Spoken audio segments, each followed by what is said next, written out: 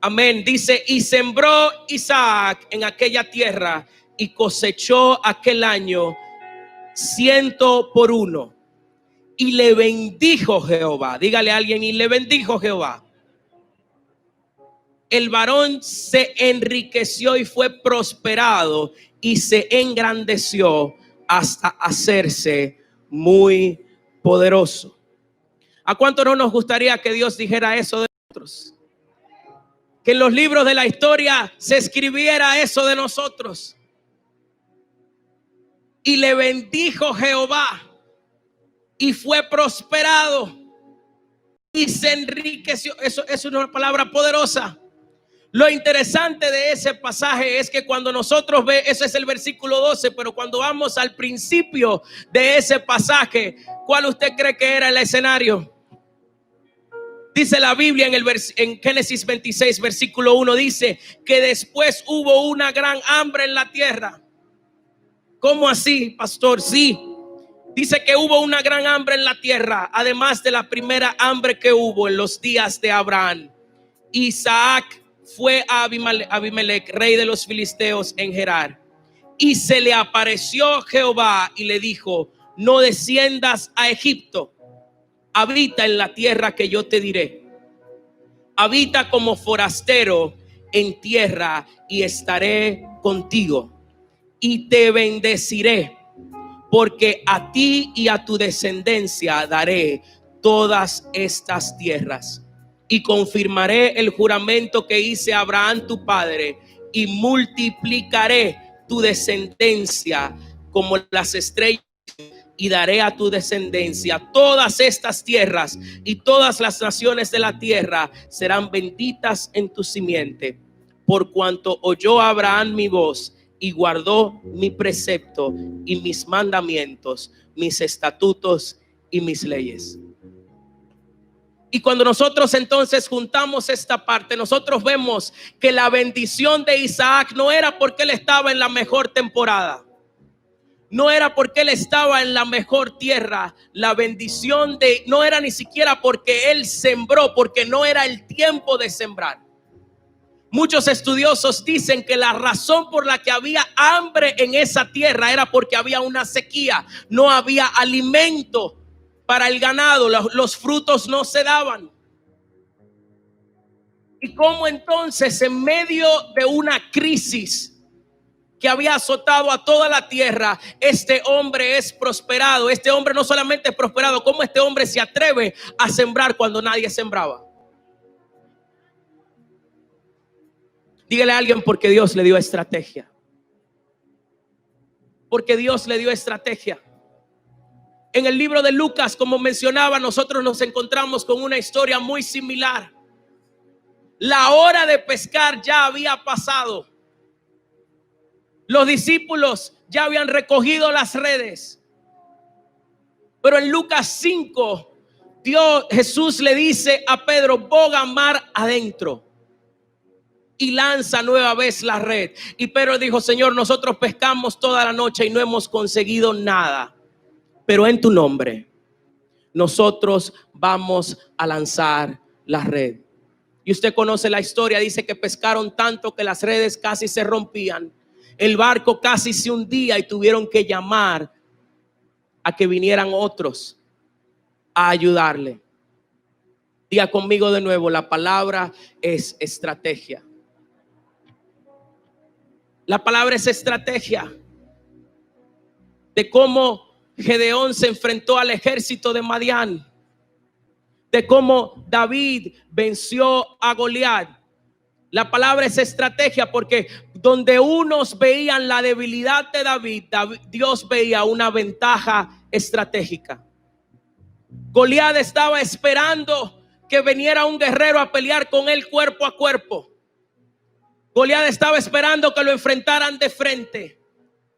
El mismo Saúl, cuando David se presentó, le quiso poner su armadura, le quiso poner su escudo, le quiso poner su espada, pero David dice la palabra que se negó a luchar con las armaduras de Saúl. Diga conmigo: porque Dios le dio la estrategia. El proyectil de la lanza Dicen algunos estudiosos que es como si él le hubiera disparado una 9 milímetros de cerca, de la onda, perdón.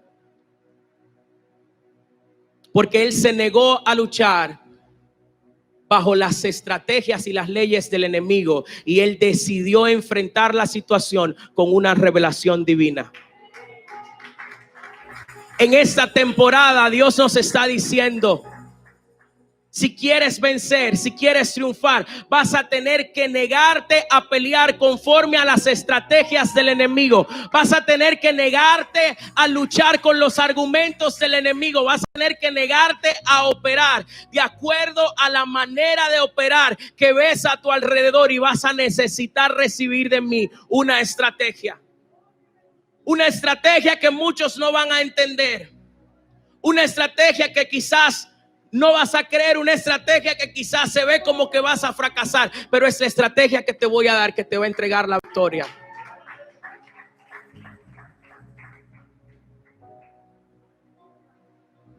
Cuando nosotros miramos estos pasajes en la palabra, nos damos cuenta de que no solamente ellos se negaron a operar bajo las leyes del enemigo, sino que ellos decidieron pensar de una manera diferente. Ellos decidieron sentir de una manera diferente. Ellos decidieron hablar de una manera diferente, no bajo la intimidación, no bajo la destrucción que hablaban los que estaban a su alrededor, sino que ellos declararon declarar lo que Dios estaba diciendo sobre su circunstancia. Y ellos decidieron obedecer, aun cuando no parecía tener sentido. Me llama mucho la atención eso en la vida de Gedeón. Porque para enfrentar un ejército tan grande, cuando Dios, él reúne al pueblo, dice que Dios le dice a Gedeón: son demasiada gente.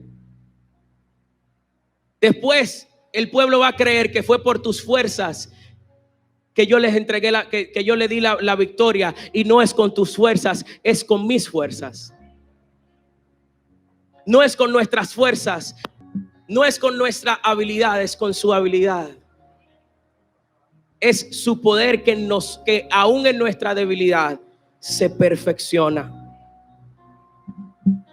Por eso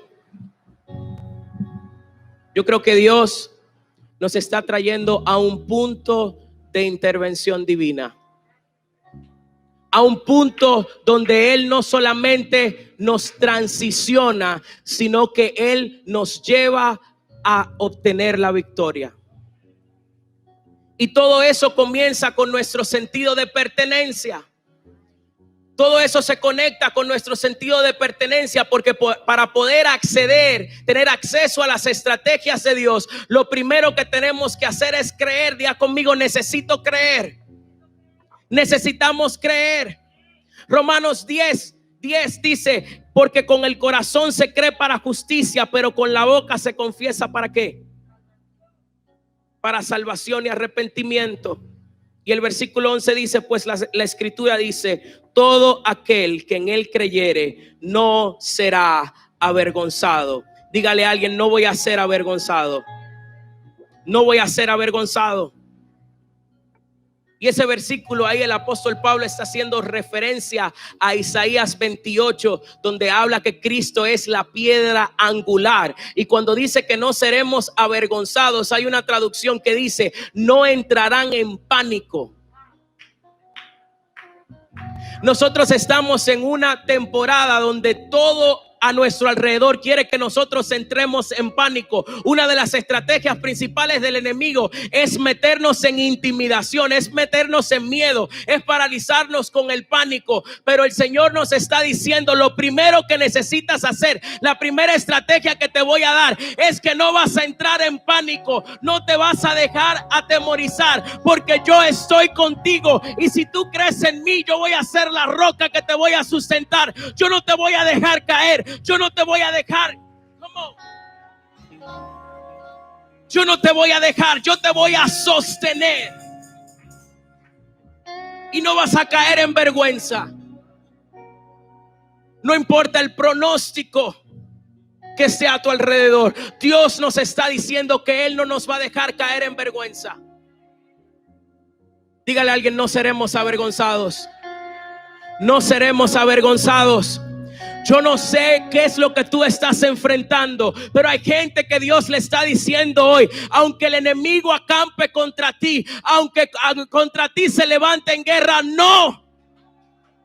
no serás avergonzado si depositas tu confianza en mí, si te atreves a creer en lo que yo te he dicho, si te atreves a creer en lo que he declarado sobre tu vida, sobre tu negocio, sobre tu familia, sobre tu iglesia, sobre tu nación. Si no te dejas amedrentar, si no te dejas intimidar, no vas a ser conmovido.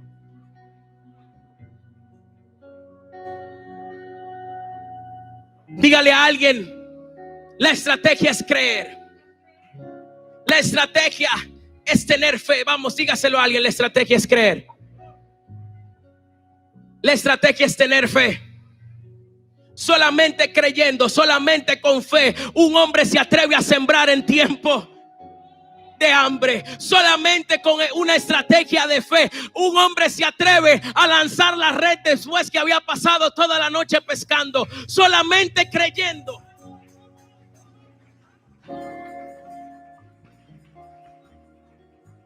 Hay gente que Dios le está diciendo: atrévete a creer de nuevo, atrévete a levantarte de nuevo, atrévete, porque yo no te voy a dejar avergonzado. Jehová no te va a dejar avergonzada. Come on. La estrategia es tener fe. Por eso la palabra de Dios dice en el libro de Hebreos 11, versículo 6, uno de mis pasajes favoritos. Dice: porque sin fe es a veces difícil. No, dice que es imposible nosotros agradar a Dios. Porque es necesario que el que se acerca a Dios, ¿qué tiene que hacer? Déjeme decírselo más tranquilo. Si usted se va a acercar a Dios, dígale a alguien: si te vas a acercar a Dios, tienes que creer. Dígale a alguien: tienes que creer. Tienes que creer. Tienes que creer. Porque cuando nosotros creemos, la palabra dice que Él es galardonador de los que le buscan. Dígale a alguien: hay una recompensa para tu fe. Dígale a alguien: hay una recompensa para mi fe. Hay una recompensa que viene. Hay algo que viene, porque yo me he parado aquí a creer. Yo he permanecido creyendo. Yo he permanecido luchando. Para los que se atreven a creer, hay una cosecha milagrosa que viene. Para los que se han atrevido a enfrentar la adversidad.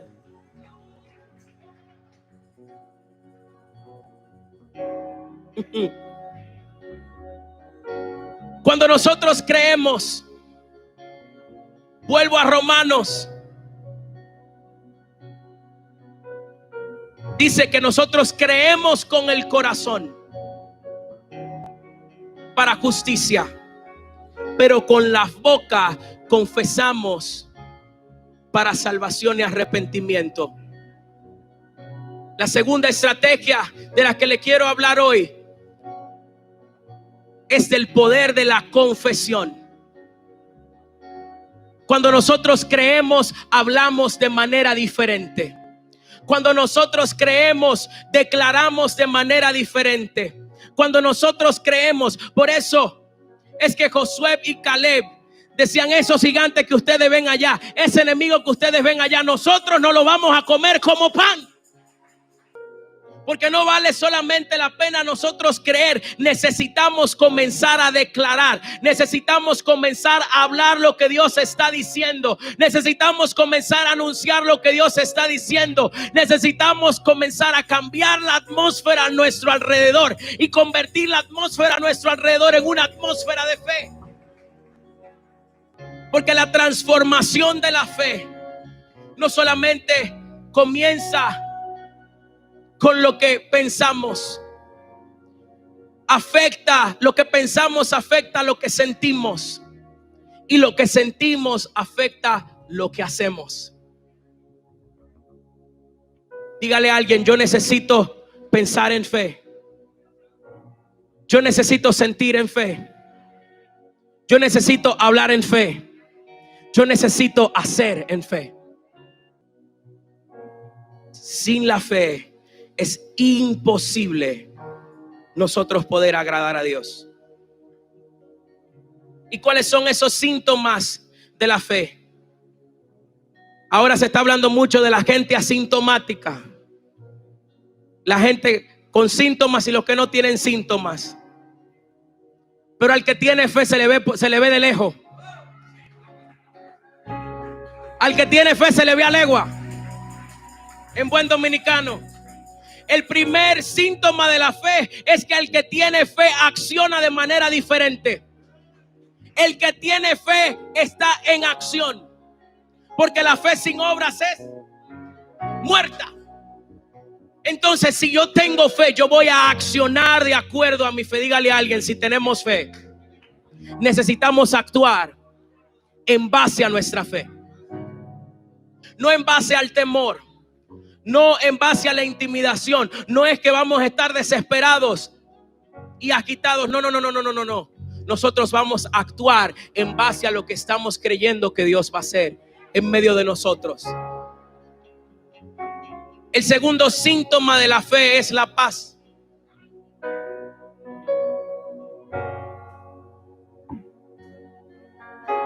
Vuelvo y se lo digo. Si usted ve que como que no tiene mucha paz, se le está apagando la fe.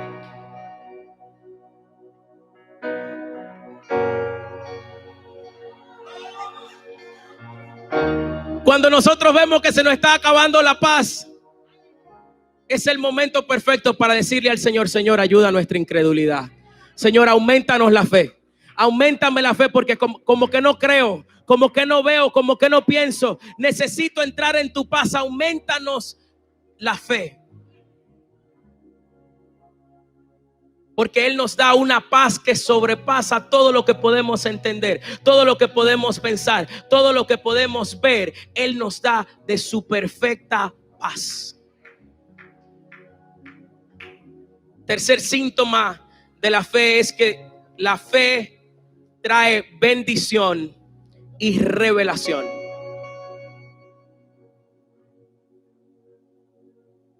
La fe trae bendición y revelación. Ahí es donde Dios nos trae la estrategia que nos va a llevar a la bendición.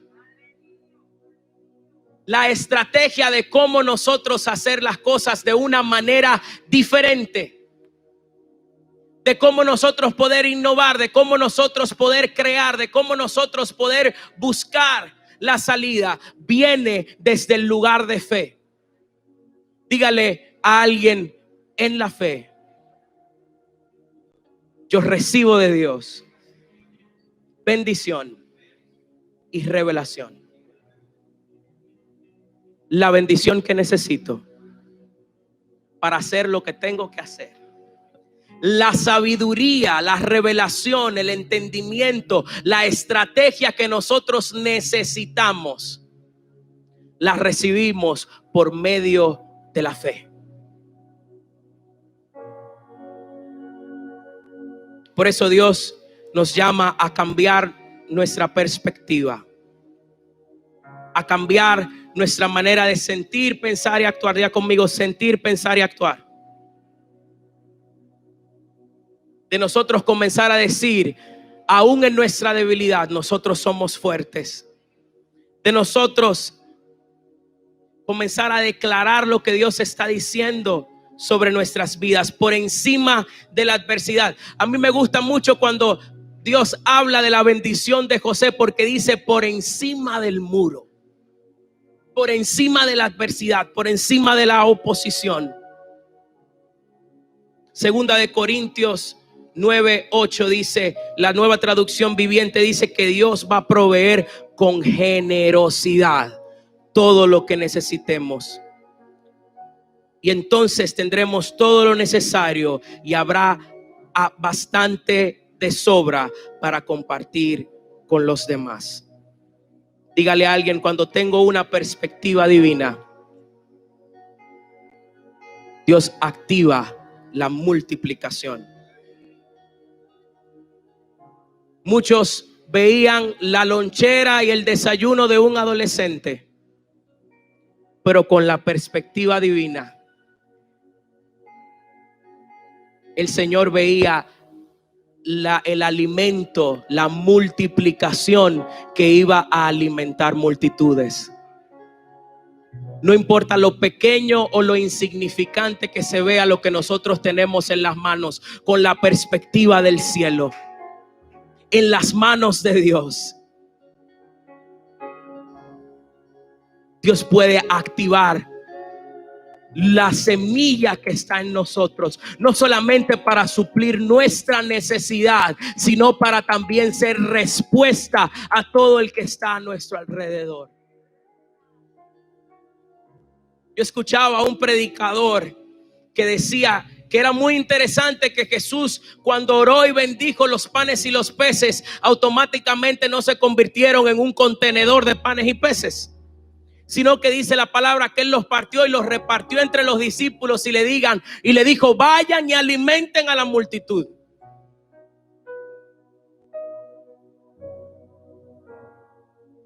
Y Él decía: ¿ustedes saben por qué Jesús le dijo vayan y alimenten? Le dijo: a ustedes vayan y alimenten a la multitud. Y no le entregó un camión de pan y un camión de peces. Y es porque Él quería hacerlo a través de sus manos. Yo se lo voy a repetir de nuevo. La obra de multiplicación que Dios quiere hacer con los hijos de esta casa en esta temporada no va a caer de un contenedor del cielo, sino que Dios lo quiere hacer con tus manos. Dios quiere bendecir tus manos. Dios quiere multiplicar lo que Él te puso en las manos. Lo que Él te puso en las manos, lo que Él bendijo, lo que Él declaró, eso Él lo va a multiplicar.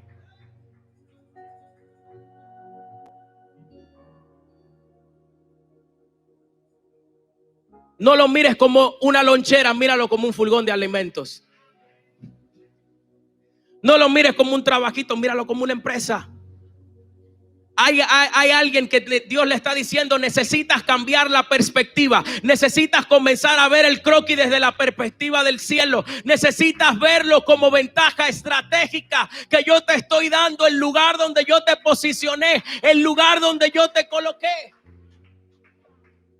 Porque con la perspectiva del cielo, aún la cárcel en la que se encontraba José se convirtió en una ventaja estratégica. Porque era el único lugar y la única manera en la que José iba a entrar en contacto con el copero perfecto, con el panadero perfecto, a la hora perfecta. Porque Dios lo estaba posicionando estratégicamente para su nuevo nivel. Dios nos va a traer, cuando cambiamos nuestra perspectiva, Dios nos va a traer soluciones creativas para tiempos difíciles. El apóstol la semana pasada hablaba de que los hijos de Israel llamaron al profeta Eliseo y le dijeron: la tierra es buena, la tierra es perfecta. El único problema que la tierra tiene es que es infértil, es estéril, y las aguas están envenenadas.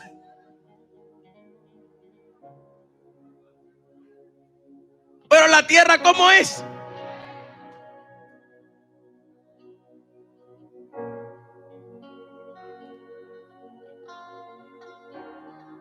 Y cuando el profeta vio la declaración de los hijos de Israel